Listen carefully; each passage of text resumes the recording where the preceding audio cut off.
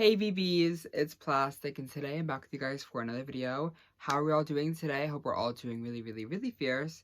In today's video, we have to sit down and Ghoulchat because Monster High is collaborating with Off-White, which is like a major fashion house, whatever. And this collaboration is super interesting to me. And I just want to like kind of break it down with y'all because I want to talk about it. I have some thoughts, I have some feelings.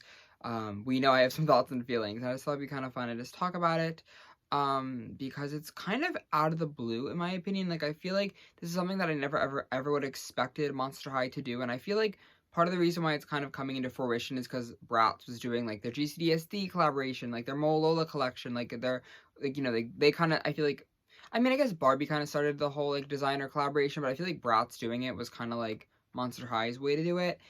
And that's not shade too much, but like I feel like just because like Bratz and Monster High in my brain are like very similar, I feel like they definitely kind of started the trend. Again, Barbie's been doing it for the longest time, but she's old, she's a grandma, put her back in the basement, no one cares about Barbie. And I just think it's very interesting that they chose Off-White. I feel like just the whole, like just as a starting point, I feel like the whole, I never would have expected those two brands really to coincide with each other at all. I feel like Off-White is very like 2017 YouTube, very much like when I think of, okay, I'm gonna be honest with y'all. When I think of Off-White, I think of like Rice Gum, I think of the Hype Beast, I think of like kind of like AliExpress, and like, no, again, no shade, but like it's not it's not for me. I'm wearing Hot Topic, y'all. I'm not the target demographic for Off-White. I don't really own designer clothes. I like the dolls clothes. I like to, be in the world of current fashion, but I'm not like a I like the gorgeous fashion. Like I like the Bratz collab dolls. Like those ones are fun and campy. And I don't think these outfits are horrible. I just, Off-White as a brand isn't a brand that I personally am obsessed with. I don't think they've done anything that's like crazy or outlandish or whatever. It's just a brand that I don't. It's not for me. Okay, this is my opinion video. We're wool chatting. It's not my brand. So when I heard that they were doing these dolls, we originally heard that these dolls were gonna be $200 each. They've since come down to $150. That's the retail price for these. We're gonna get into that, but the brand, I just, how is it relevant to Monster High is my personal like question, and I don't think I can answer that even after seeing the collaboration. I don't. If you ask me that beforehand and after that, I don't think I'd give you the same answer if I don't understand it. I don't really know. I just think the brands are so different.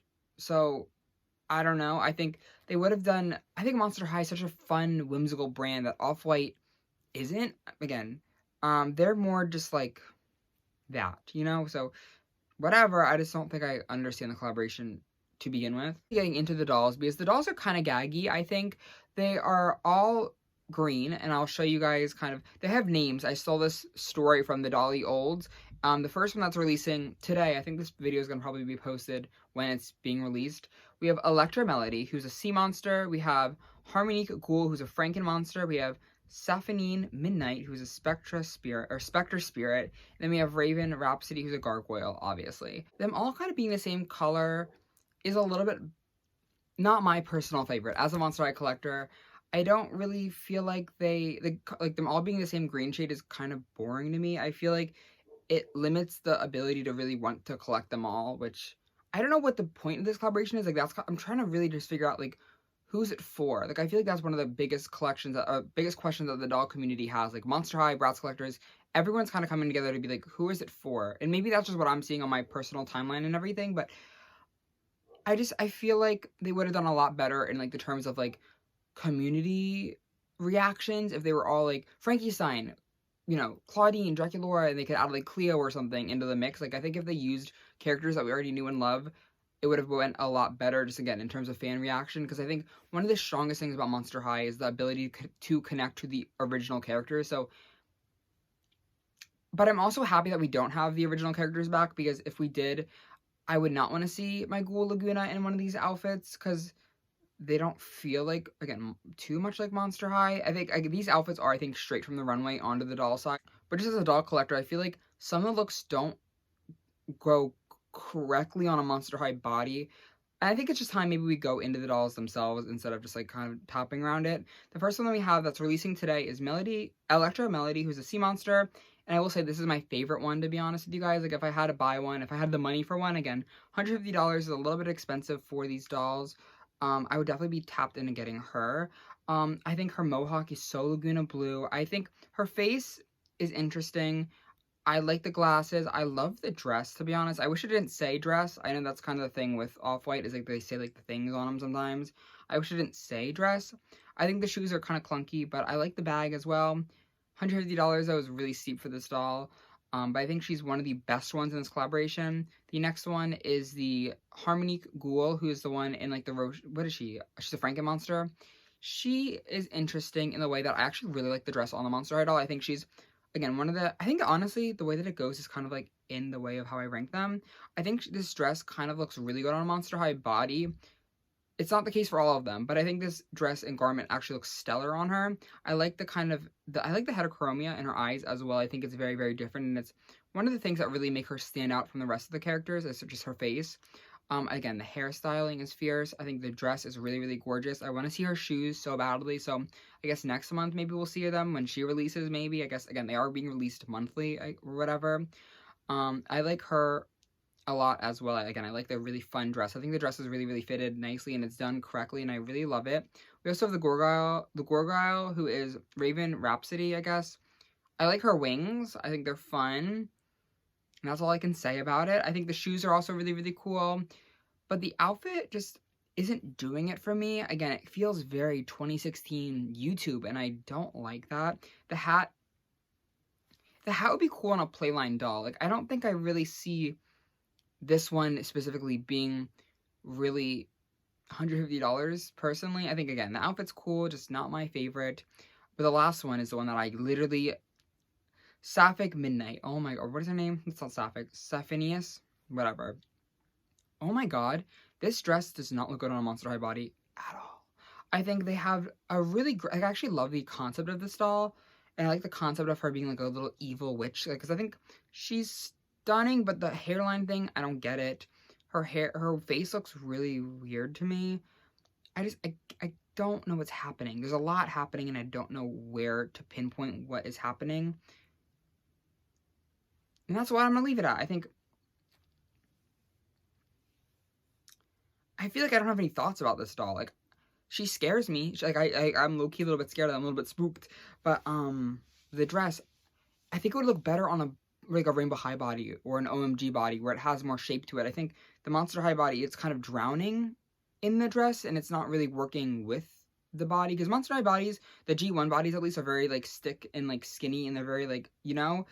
I just think this big dress kind of is a lot for it, you know? So again, ranking them, I think the first one, the Sea Creature one's the best. Then the monster, I think it just goes in the order of this picture, to be honest. Again, like, I'm not even joking. I think I'm serious, where I think if I had to buy one, it'd be the first one, and then I'd think about the second one, but I definitely would not go near the fourth one. I just think she's kind of drowning in a lot of her outfit.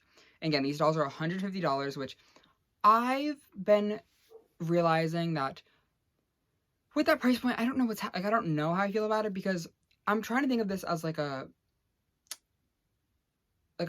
novelty item. Like, I know the Off-White thing is like a giant fashion house, and they have to get their cut, and Monster High has to get their cut, and they, actually cost money to produce the dolls, and they look like a really high quality in the terms of the bags and the clothes and that kind of thing. Like, I think the packaging is fun-ish. We'll get into that in a minute. I cannot see myself as a Monster High collector spending $150 on a doll. I'm a college student as well, and like, I'd rather buy with $150, because everyone has doll money. It always just depends on what you do. I'd rather buy like 5 Generation 3 dolls, like fully on like the sales, like on the things. Like, I'd rather buy a bunch of Generation 3 dolls, or even a couple Monster High G1 dolls. Like like 3 holiday dolls are the price of one of these, which the quality on these dolls, again, they're nice, but they're nothing like exceptional, and I don't really have a connection to any of these characters. Again, the reason why I really bought the Hunk Couture dolls from last year, like for the $85 they were after shipping and tax and everything, was because they were the characters I knew and loved. I felt like I needed to complete the collection because I loved all those characters. Like, I'm looking at them right now, and I still feel like I think the price for those was crazy and everything, but I think it's more justified because I have a connection to all the characters, and it feels nostalgic, and I'm buying Monster High dolls for nostalgia. Obviously, the G3 kind of changes that, where like they're reinventing things and they're innovating and everything, but I don't think the new characters really work for this collaboration. Again, I'm happy that they did that though, because again, I don't feel like I need to buy these, to be honest. They don't really feel like a Monster High doll in the way of, you know what that means? I feel like it's like a collector item, but not for me. And again, I think the target audience for Monster High was only released like 13 years ago, and I feel like the collectors and the audience for them haven't fully grown up to be $150 for a doll yet. I think the $90 for Honkatora Draculaura, or the new one, was definitely a lot, and I definitely think that like, that's one of like the most expensive dolls I'll ever have in my collection, because I think $90, she was $100, then she went down to 90. She's a mess. I think that's probably going to be the most expensive doll I ever buy in my collection. I'm knocking on wood, because like that's an insane amount for one singular doll. Again, one doll. Like, maybe it's just me, but I think that's an insane amount of money. And I think you can get more with Generation 3 or even Shadow High, Rainbow High, or Bratz. Like, I think there's other things on the market than just one doll. And again, if this is your thing, if you like the expensive dolls, I'm happy for you. But I think the reason this kind of works is we see this with Barbie. Barbie does these expensive collaborations, these expensive dolls all the time. But I think Barbie's target audience has grown because Barbie's 60 years old, or she's what, 65, able to be that expensive because she's a big fan base. Her fan base isn't just 13 years old. You know what I mean? Like, obviously the Monster High fans aren't 13 years old, but you know what I mean? Like, I think Barbie's grown so much that she's able to do these expensive dolls, and people will buy them because the adult fan base for them is a lot older than Monster High fan bases.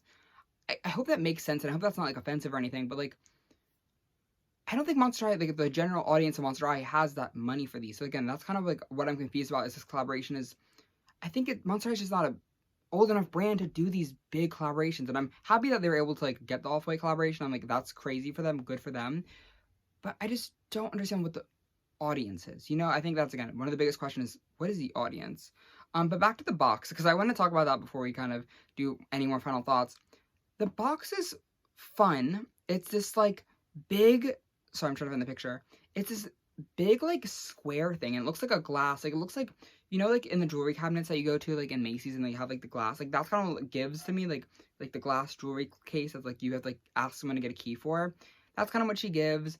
I think the box is fun. I think the overlayer for the box, it looks like Swiss cheese, and it kind of makes you uncomfortable that there's just a bunch of holes in it.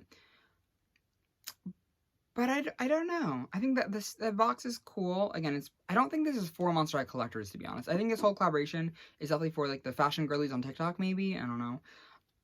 I just can't see Monster High collectors really connecting with this, to be honest. Like, again, the reason why the Draculaura $100 doll sold and everyone lost their mind was because it was Draculaura. And I don't want me to repeat myself all the time, but I don't get it. I don't know. Overall, I think my thoughts kind of are summed up really, really easily. I don't understand what this collaboration's for. I want them. I just cannot even like justify trying to afford them, because I don't know. I'd rather buy a bunch of G3 dolls. Like, that's just more fun to me. But I'm excited for the people who want these dolls. I'm excited for the people who are able to get these dolls. I'm excited for all the PRBBs who are going to get these dolls, because I definitely want to see them up close. And I really, really want to get to know Electra, especially Electra Melody.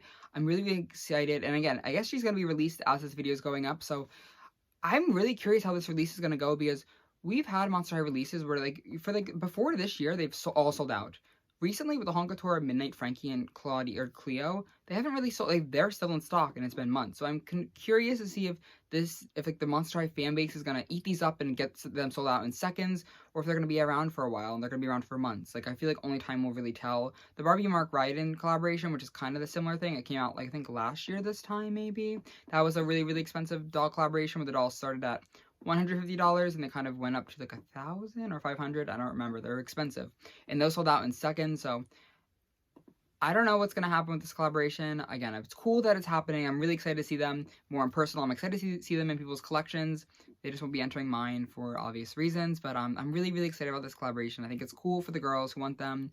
Just, again, not for me personally. But in the comments below, though, let me know all your thoughts and feelings on this collaboration, because I want to know so badly, because I feel like everybody in the community, no matter if you're a Monster High girly or not, everybody has opinions on these dolls, and I'm really, really excited, I guess, to see them, and I'm excited to see how these dolls unfold and the release and everything. I'm just very, very intrigued by this, because it's one of the first time Monster High's ever had like a really big collaboration like this.